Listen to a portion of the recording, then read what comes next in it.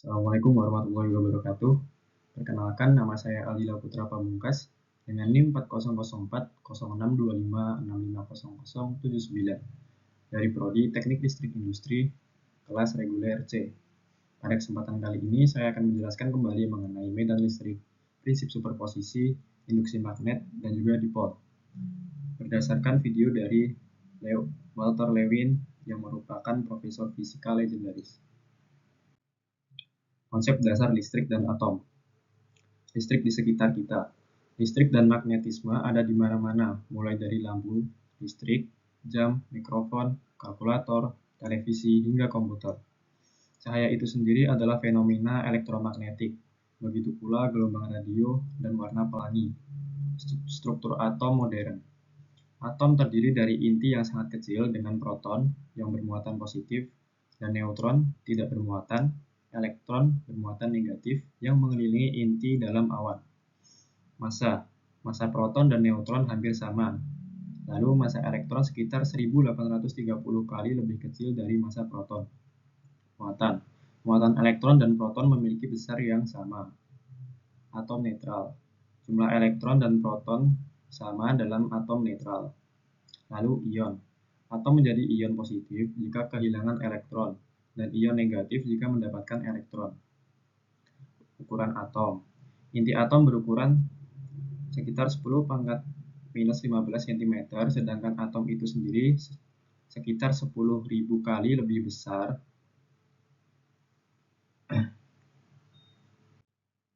Sejarah dan penemuan listrik. Asal kata listrik. Sejak 600 sebelum Masehi diketahui bahwa menggosok amber dapat menarik daun kering. Kata Yunani untuk amber adalah elektron. Dari situlah nama listrik berasal. Kedua, dua jenis listrik. Abad ke-18. Ditemukan ada dua jenis listrik. Satu dari menggosok kaca dan satu lagi dari menggosok karet atau ember. Ketiga, Benjamin Franklin dan konvensi tanda. Ia memperkenalkan gagasan cairan listrik atau aki listrik dan menetapkan konvensi tanda. Kelebihan api disebut bermuatan positif dan kekurangan api disebut bermuatan negatif. Pilihan Franklin untuk menyebut kaca yang digosok sebagai positif ternyata sangat disayangkan, tapi tetap digunakan. Lalu konduktor dan non-konduktor. Konduktor yaitu bahan yang memungkinkan cairan listrik atau elektron bergerak bebas. Logam adalah contoh konduktor karena sebagian kecil elektronnya tidak terikat pada atom dan dapat bergerak bebas. Yang kedua ada non-konduktor atau isolator, bahan di mana elektron terikat pada atom individu dan tidak dapat bergerak bebas. Hukum Coulomb. Rumus hukum Coulomb yaitu gaya atau F antara dua muatan Q1 dan Q2 yang dipisahkan oleh jarak atau R diberikan oleh F sama dengan K Q1 kali Q2 per R2, di mana F adalah gaya Coulomb atau dan N.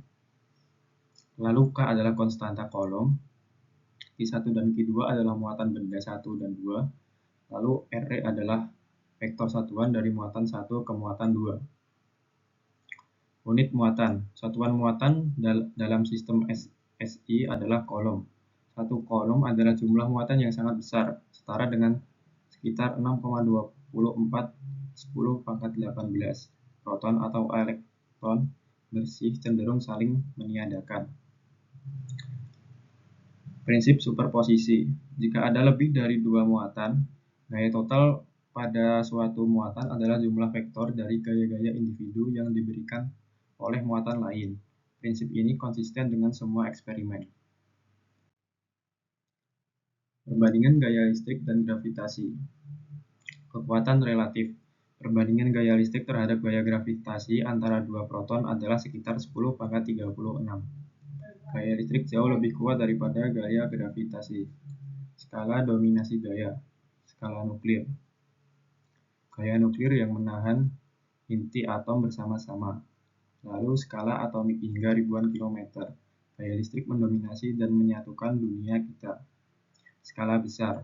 Planet, bintang, galaksi, Gravitasi mendominasi karena gaya listrik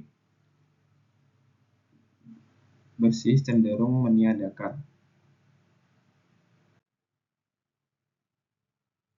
Instrumen pengukuran muatan. Elektroskop. Instrumen sederhana yang digunakan untuk mengukur muatan secara kuantitatif, terdiri dari batang konduktor dengan 2 lembar aluminium foil tipis di ujungnya. Ketika disentuh dengan benda bermuatan, lembaran foil akan saling tolak-menolak dan sudut yang terbentuk menunjukkan jumlah muatan. Van de Graaff generator, alat yang menghasilkan tegangan sangat tinggi dan dapat digunakan untuk mengisi muatan pada objek, seperti yang ditunjukkan dengan konveti yang menyebar atau rambut yang berdiri. Medan listrik adalah gaya persatuan muatan yang dialami oleh muatan uji positif pada lokasi tertentu. Unitnya adalah Newton per Coulomb dalam satuan SI. Arah medan listrik secara konvensional menjauhi muatan positif dan menuju muatan negatif. Besarnya medan listrik berbanding terbalik dengan kuadrat jarak dari muatan sumber. Representasi grafis medan listrik. Vektor medan listrik digambarkan dengan panah. Arah panah menunjukkan arah gaya pada muatan uji positif, dan panjang panah menunjukkan besarnya medan listrik, atau panah lebih panjang berarti medan lebih kuat. Garis medan listrik. Garis-garis ini menunjukkan arah gaya yang akan dialami muatan positif. Garis-garis ini melalui tangensial terhadap gaya pada muatan uji positif. Kerapatan garis medan menunjukkan kekuatan medan listrik. Semakin rapat garisnya, semakin kuat medannya. Garis medan listrik tidak pernah berpotongan. Garis medan listrik keluar dari muatan positif dan masuk ke muatan negatif. Yang terakhir, garis medan listrik bukanlah lintasan muatan, kecuali jika garis medan tersebut lurus dan muatan dilepaskan dari kecepatan nol.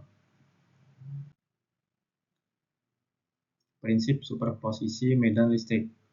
Medan listrik memiliki medan listrik total pada suatu titik akibat beberapa muatan adalah jumlah vektor dari medan listrik individu yang dihasilkan oleh setiap muatan secara terpisah. Prinsip ini diterima karena konsisten dengan hasil eksperimen. Dipol listrik. Dipol listrik terdiri dari dua muatan yang sama besar tetapi berlawanan tanda, yang dipisahkan oleh jarak tertentu. Medan listrik dari dipol jauh lebih cepat dibandingkan dengan muatan tunggal ketika jaraknya sangat jauh. Tidak ada titik di ruang angkasa di mana medan listrik dari dipol murni adalah nol. Induksi dan penciptaan dipol. Dipol terinduksi. Atom atau molekul netral dapat menjadi dipol terinduksi ketika ditempatkan dalam medan listrik. Elektron akan bergeser ke satu sisi dan inti positif ke sisi lain. Lalu penciptaan dipol eksperimental. Dipol dapat dibuat secara eksperimen dengan memisahkan dua konduktor yang bersentuhan saat berada di dekat muatan yang menginduksi. Torsi pada dipol. Dipol yang ditempatkan dalam medan listrik akan mengalami torsi dan akan berputar untuk menyelaraskan diri dengan arah medan listrik.